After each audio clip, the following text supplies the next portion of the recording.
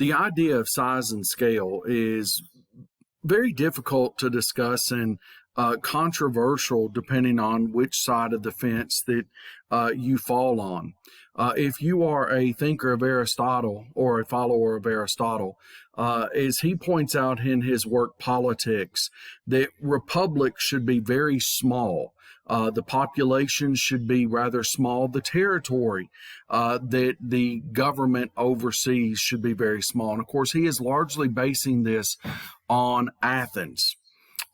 John Locke later, in some ways, adopts a similar type of idea in terms of Aristotle concerning where do rights and where do liberties and things come from. John Locke, of course, is his work, the Two Treatises of Government, greatly influenced Thomas Jefferson and the founding fathers in terms of the writing of the Declaration of Independence.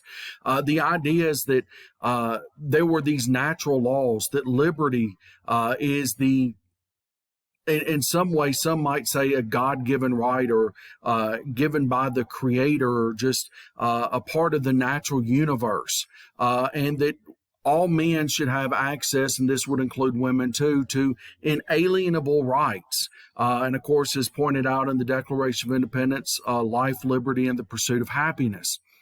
So really and truly, these two thinkers, while they are different, in some ways fall in line. Aristotle writes about, the ideas of men and their natural rights, their natural liberty, so to speak, in his work Politics. And then we have Thomas Hobbes. Thomas Hobbes believed that without a strong central government, that there would be anarchy. And the purpose of this government is to make sure that everybody falls in line. The video this particular week discussed the fact that it would be almost like we're all just strangers wandering around doing our own things, but following a certain set of guidelines or rules, such as the traffic laws. But there would be no real rules in terms of size and scale, that nations could be as large as they want or whatever. I find this idea extremely troubling because one of the key components of a nation is the concept of nationalism.